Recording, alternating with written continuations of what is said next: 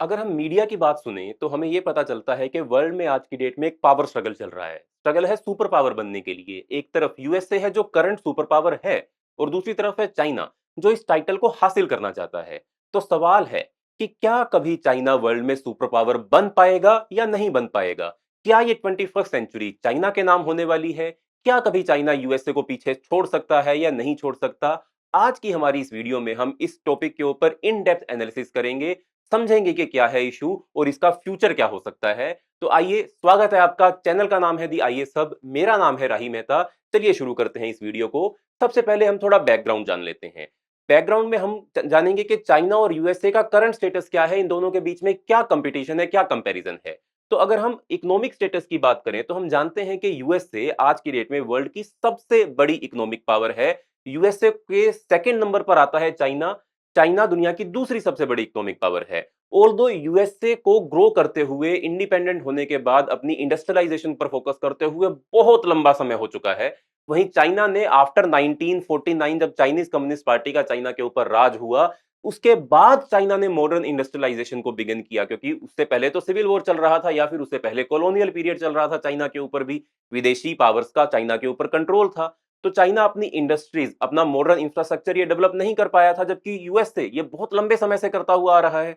आज की डेट में अगर हम कंपैरिजन देखें तो चाइना की जीडीपी और यूएसए की जीडीपी में बहुत ज्यादा डिफरेंस नहीं रह गया है। ये दोनों एक दूसरे के बहुत नजदीक पहुंच चुकी हैं। But still there is far difference in USA population and China's population. USA की पॉपुलेशन चाइना की पॉपुलेशन से 4 टाइम्स कम है, या चाइना की पॉपुलेशन यूएसए से 4 गुना ज्यादा है। तो चाइना सेकंड नंबर पर जीडीपी के फिगर्स में आ तो जाता है, पर अगर हम इसको पर कैपिटा इनकम के बिहाफ के ऊपर जज करें तो चाइना यूएसए से बहुत पीछे है। एंड सुपर पावर बनने के लिए सिर्फ कंट्री के पास ही इकोनॉमिक पावर नहीं होनी चाहिए, कंट्री के सिटीजन्स के पास भी इकोनॉमी पावर होनी चाहिए, उनकी जेबें भी भरी हुई होनी चाहिए। तभी कोई कंट्री मेजर सुपर पावर कहला सकती है। तो यहां पे जीडीपी के फिगर को एब्सोल्युटली अगर हम कंपेयर करें तो चाइना और यूएस में हमको डिफरेंस नहीं दिखेगा, पर अगर पर कैपिटा इनकम पर जाएंगे तो चाइना यूएसए से बहुत पीछे हमें दिखाई देता है। वहीं अगर हम देखें, यूएसए एंड चाइना लगभग लगभग एक जैसा एरिया है इनके पास मौजूद है, एरिया में ज्यादा डिफरेंस नहीं है। बट फिर भी यूएसए के पास चाइना के कंपैरिजन के अंदर एरेबल लैंड ज्यादा है। चाइना के पास उसकी पॉपुलेशन के बिहाफ पर अगर हम देखें तो ऐसी जमीन जिसके ऊपर खेती की जा सकती हो वो बहुत ही लिमिटेड है, और उसके ऊपर ऑलरेडी बहुत ही ज्यादा प्रेशर क्रिएट हो चुका है। जबकि यूएसए की पॉपुलेशन कम होने के चलते उसकी लैंड के ऊपर इतना ज्यादा प्रेशर वो पॉपुलेशन क्रिएट नहीं करती है। Although both have equal areas approximately, but still USA यहां पर दोबारा चाइना से आगे निकल जाता है। चाइना इक्वल एरिया होने के बावजूद भी अपनी पॉपुलेशन के चलते यहां यूएसए से पिछड़ जाता है। वहीं अगर हम बात करें कि सुपर पावर आखिरकार होती ही क्या है, what is the definition of super power in today's world? Super power मतलब ऐसी कंट्री जो अगर कोई फैसला लेती है, उस फैसले को चैलेंज करने के लिए वर्ल्ड के अंदर कोई और कंट्री जो है वो सामने ना आ सके। सुपर पावर ऐसी कंट्री जो पूरे वर्ल्ड की पॉलिटिक्स को इन्फ्लुएंस करती है, और पूरे वर्ल्ड में अगर कभी भी कोई मेजर फैसला लिया जाएगा तो उस कंट्री की राय के बिना, उससे पूछे बिना वो फैसला नहीं लिया जाएगा।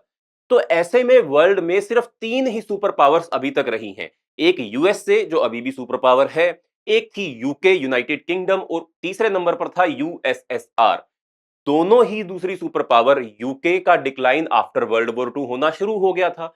बहुत ही बड़ा एम्पायर यूके ने अपना एस्टेब्लिश किया, पूरे वर्ल्ड की पॉलिटिक्स को यूके ने एक लंबे समय तक इन्फ्लुएंस किया। But eventually after world war 2 decolonisation, UK की पावर चली गई।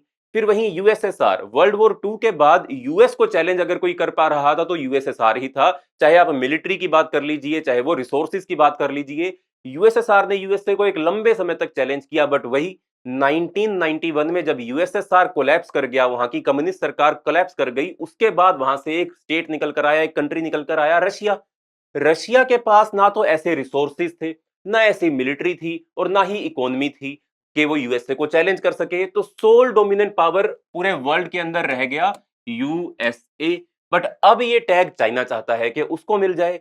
तो यहां ये हमको बात समझनी बहुत जरूरी है कि यूके और यूएसएसआर का जो डिक्लाइन है, वो डिक्लाइन यूएसए का भी तो हो सकता है। यूएसए भी तो बाकी सुपर पावर्स की तरह एक समय ऐसा आएगा कि वो भी डीरेल हो जाएगा और चाइना को वहां पर अपॉर्चुनिटी मिल सकती है। बट इतना आसान नहीं रहने वाला है, यूएसए के पास आज की डेट में दुनिया की सबसे स्ट्रॉन्ग मिलिट्री भी तो मौजूद है। वहीं अगर हम चाइना की बात करें तो ऑल्दो चाइना भी अपनी मिलिट्री के ऊपर बहुत ज्यादा खर्च आज की डेट में कर रहा है। लगातार अपनी मिलिट्री इंफ्रास्ट्रक्चर को चाइना इंप्रूव करने की कोशिश कर रहा है, उसको डेवलप कर रहा है, नए नए फाइटर प्लेन्स, नई नई नेवल शिप्स, नए नए हथियार, गन्स, मिसाइल्स, ये सब कुछ चाइना ने क्रिएट कर लिया है। एंड वहीं यूएसएसआर के कंपैरिजन में अगर चाइना को देखें या रशिया के कंपैरिजन में देखें तो रशिया के पास जितना भी आर्सेनल है वो पुराना आर्सेनल मौजूद है, जो वर्ल्ड वॉर टू के टाइम या कोल्ड वॉर के दौरान क्रिएट किया गया था। बट चाइना के पास जो आर्सेनल है वो आज का करंट मॉडर्न आर्सेनल है। बट यूएसए के पास जो मिलिट्री बेसिस हैं उनका नंबर है 750। यूएसए पूरे वर्ल्ड के अंदर अपनी मिलिट्री प्रेजेंस रखता है, बट चाइना के पास वर्ल्ड में मिलिट्री प्रेजेंस सिर्फ अपनी कंट्री तक ही सीमित है। इसके अलावा एक ही फॉरेन मिलिट्री बेस चाइना के पास है, जो कि डिजिबूती में सिचुएटेड है, हॉर्न ऑफ अफ्रीका पर सिचुएटेड है, जबकि यूएसए के पास 750 मिलिट्री बेसिस मौजूद हैं। यानी कि अगर मिलिट्री स्ट्रेंथ को हम सही में कंपैरिजन करें तो चाइना यूएसए के सामने कहीं स्टैंड नहीं करता है। भले ही वो यूएसएसआर से आगे हो, आज के रशिया से आगे हो, बट यूएसए से तो वो अभी भी पीछे है। वहीं चाइना का जितना भी मिलिट्री स्ट्रेंथ है वो पिछले डेकेड्स, कई डेकेड्स के अंदर एक भी बार ट्राई नहीं किया गया है। चाइना ने 1962 में इंडिया के साथ एक वॉर लड़ी थी, उसके बाद चाइना किसी भी वॉर के अंदर इन्वॉल्व नहीं हुआ है। यानी कि इतना बड़ा मिलिट्री स्ट्रक्चर, इतने सारे सैनिक, वो कभी भी बैटल में उतरे ही नहीं है। जबकि यूएसए की अगर हम बात करें, यूएसए वियतनाम में इन्वॉल्व रहा, यूएसए इराक में इन्वॉल्व रहा, यूएसए अफगानिस्तान में इन्वॉल्व रहा, सीरिया में है यूएस, यमन में है यूएस, अफ्रीकन कंट्रीज के अंदर यूएस है। वर्ल्ड का ऐसा कोई इलाका नहीं है जहां पर यूएस और यूएस की मिलिट्री की प्रेजेंस ना हो, जबकि चाइना के पास ये चीज मौजूद ही नहीं है। इसका मतलब चाइना को भी एक लंबा रास्ता तय करना है यूएसए के मिलिट्री कंपैरिजन में नजदीक पहुंचने के लिए। वहीं अगर हम आगे बात करें चाइना की इकोनॉमी की, चाइना ने अपनी इकोनॉमी को बहुत ज्यादा इंक्रीज किया, बहुत ही ज्यादा इन्वेस्टमेंट चाइना के अंदर आई। बट कोविड 19 के बाद से एंड डोनाल्ड ट्रंप की चाइना की पॉलिसी को लेकर पूरे वर्ल्ड में एक ऐसी इमेज क्रिएट हुई कि चाइना के अलावा भी अब कंट्रीज को अलग अलग जगह पर अपना मैन्युफैक्चरिंग बेस बनाने की जरूरत है। एक तो चाइना ने अपनी इकोनॉमी को ग्रो किया, पर वहां की जो लेबर है, लेबर से जुड़े हुए जो इश्यूज हैं वो बहुत ही ज्यादा परेशान कर रहे हैं वर्ल्ड की अलग अलग कंट्रीज को, खास तौर पर डेवलप्ड कंट्रीज को, क्योंकि हम जानते हैं चाइना के अंदर लेबर रिलेटेड लॉज जो है वो बहुत ही वीक हैं। ना कोई सोशल सिक्योरिटी है, ना कोई वेलफेयर कंसर्न्स लेबर को लेकर है। इवन ये भी आरोप लगाया जाता है कि चाइना कॉस्ट कटिंग करने के लिए अपने प्रिजनर्स को मैन्युफैक्चरिंग इंडस्ट्री के अंदर इस्तेमाल करता है। तो ह्यूमन राइट्स का इशू, लेबर राइट्स का इशू, एंड पूरे वर्ल्ड में जब कोविड 19 फैला और चाइना ने अपनी बॉर्डर्स को बंद कर दिया, अपनी सिटीज को क्लोज कर दिया, मैन्युफैक्चरिंग फैक्ट्रीज बंद कर दी, इससे पूरी दुनिया की ग्लोबल सप्लाई चेन जो थी वो हिल गई। और उसके बाद चाइना से दूरी बनानी कंट्रीज ने शुरू कर दी। एप्पल ने भी अपना बेस इंडिया में शिफ्ट करने की प्लानिंग करी। ऐसे ही बहुत सारी कंपनी जो है वो चाइना से धीरे धीरे बाहर निकलकर वियतनाम जा रही हैं, थाईलैंड जा रही हैं, south Korea, Taiwan, and most preferably वो इंडिया की तरफ बढ़ने की कोशिश कर रही हैं। तो चाइना ने इतनी ह्यूज इकोनॉमिक ग्रोथ जो फेस करी है वो फ्यूचर में कम हो सकती है, डिक्लाइन कर सकती है, क्योंकि मैन्युफैक्चरिंग बेसिस शिफ्ट कर रहे हैं और हर कंट्री अपनी ग्लोबल सप्लाई चेन को डाइवर्सिफाई करना चाहती है। ये इशू चाइना फेस कर रहा है करंट में। इसके साथ साथ अगर हम बात करें तो चाइना की जो एजिंग पॉपुलेशन है, एक समय ऐसा था जब हम बचपन से ही जब से हमने जीके पढ़ना शुरू किया तो जब भी पॉपुलेशन फिगर आता था दुनिया की नंबर 1 पॉपुलेशन कंट्री चाइना को ही बोला जाता था। बट हम जानते हैं 2023 या 2024 में इंडिया ने चाइना की पॉपुलेशन को ओवरटेक कर लिया। बट बात यही नहीं है, चाइना ने 1960-70s के दौर में वन चाइल्ड पॉलिसी को लागू कर दिया था। उस वन चाइल्ड पॉलिसी के चलते चाइना में एक तो जेंडर इक्वेलिटी या कह लीजिए जेंडर रेशियो, सेक्स रेशियो बहुत ही ज्यादा इंपेरल्ड हो चुका है। और वहीं चाइना में डिपेंडेंट पॉपुलेशन लगातार बढ़ती जा रही है। अगर आप इस फिगर को देखेंगे तो आपको पता लगेगा कि लगातार एजिंग पॉपुलेशन या बूढ़ी पॉपुलेशन जो है वो चाइना में इंक्रीज कर रही है। और हम जानते हैं ऐसी पॉपुलेशन जो एजेड है वो वर्कफोर्स का हिस्सा नहीं रहेगी। अगर वो वर्कफोर्स का हिस्सा नहीं होगी तो वर्कफोर्स महंगी हो जाएगी चाइना के अंदर। वर्कफोर्स महंगी हो जाएगी तो वो सारा इकोनॉमिक बेस, मैन्युफैक्चरिंग बेस जो चाइना की लो लेबर कॉस्ट पर डिपेंडेंट था वो सारा खत्म होने का डर चाइना को सताता है। तो एक ये मेजर इशू चाइना फेस कर रहा है। वहीं अगर हम इंडिया की बात करें इसके कंपैरिजन में, तो इंडिया के अंदर पॉपुलेशन अभी भी यंग है और 2040 तक 2050 तक इंडिया की पॉपुलेशन दुनिया की यंगेस्ट पॉपुलेशन बनी रहेगी। इसी चीज के लिए ही तो चाइना की कंपनीज या ऐसी कंपनीज जो चाइना में इन्वेस्टेड थी वो इंडिया की तरफ मूव कर रही हैं। बात सिर्फ यहीं खत्म नहीं होती है।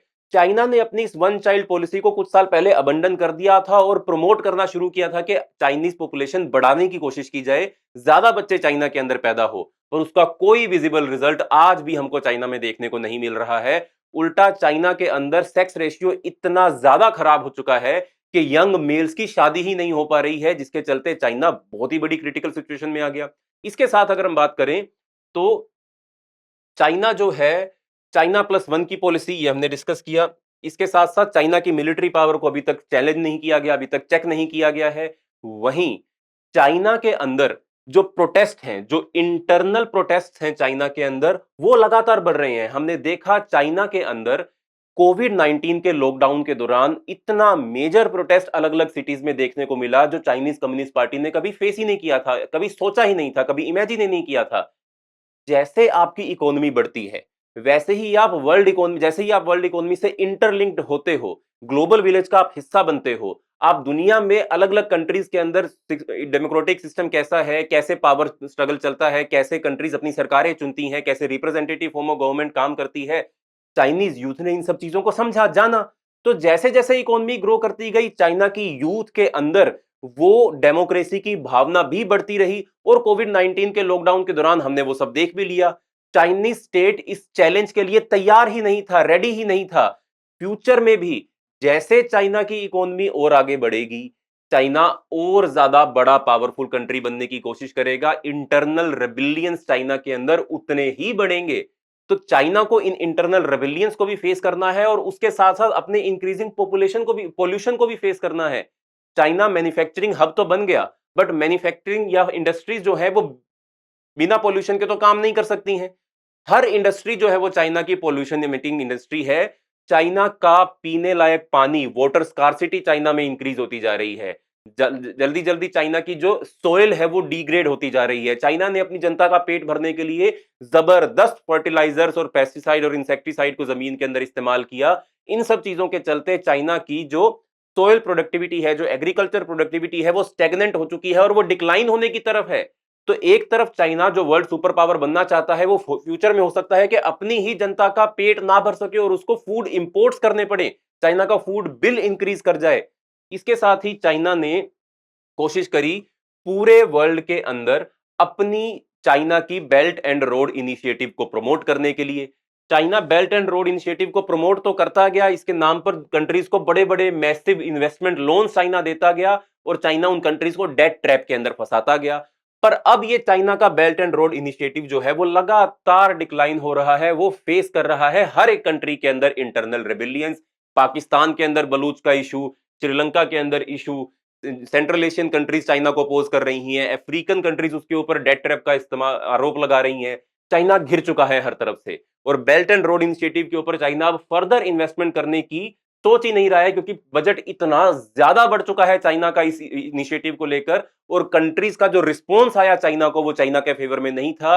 हर कंट्री में जहां जहां पर भी ये डेट ट्रैप की पॉलिसी चाइना ने इस्तेमाल करी, एंटी चाइना फीलिंग इंक्रीज करती गई और चाइना की सॉफ्ट पावर जो आज की डेट में इस पैसे की इन्वेस्टमेंट से बढ़ जानी चाहिए थी, वो उस स्टेटस से भी कम आ गई।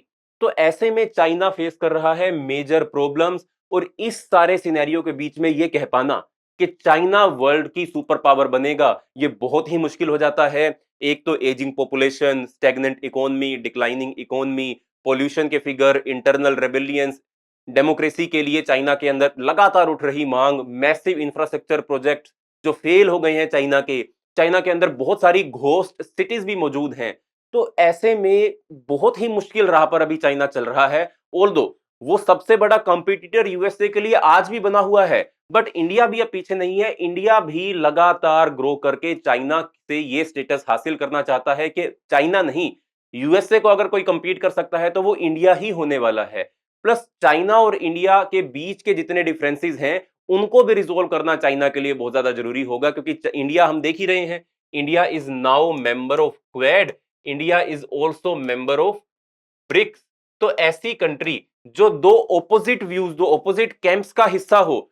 चाइना तो नहीं है क्वेड का मेंबर, सिर्फ इंडिया ही है क्वेड का मेंबर। तो इंडिया की डिप्लोमेसी सही काम कर रही है, इंडिया की सॉफ्ट पावर सही काम कर रही है, और चाइना थोड़ा प्रॉब्लम्स फेस कर रहा है। तो इसलिए इसीलिए हम कह रहे हैं कि China will not be major super power. हां, पर चाइना कंपटीटर रहेगा, एक लंबे समय तक के लिए कंपटीटर रहेगा, पर सुपर पावर बनने का जो सपना है वो शायद चाइना का कभी पूरा ना होने पाए। यूएस से अपनी करंट स्थिति को देखते हुए, एडवांटेजेस को देखते हुए सुपर पावर बना रहेगा। एंड फ्यूचर में इंडिया ही सिर्फ हो सकता है जो यूएसए के साथ ये चैलेंज करे, उसके साथ कंपीट करे, और चाइना विद टाइम साइडलाइन होता जाए। But these are all possibilities और प्रोबेबिलिटीज। इन रियलिटी क्या होगा ये तो हमें समय के साथ ही पता लगेगा। हम सिर्फ इसके बारे में अंदाजा ही लगा सकते हैं, पर हम कुछ इंफॉर्मेटिव गेस करने के लायक तो जरूर हैं। तो दोस्तों, ये थी हमारी आज की वीडियो, जिसमें हमने ये जाना कि चाइना क्यों वर्ल्ड की अगली सुपर पावर नहीं बन सकता। अगर आपको ये वीडियो अच्छी लगी हो तो वीडियो को लाइक करें, चैनल को सब्सक्राइब करें। मिलते हैं अगली वीडियो में।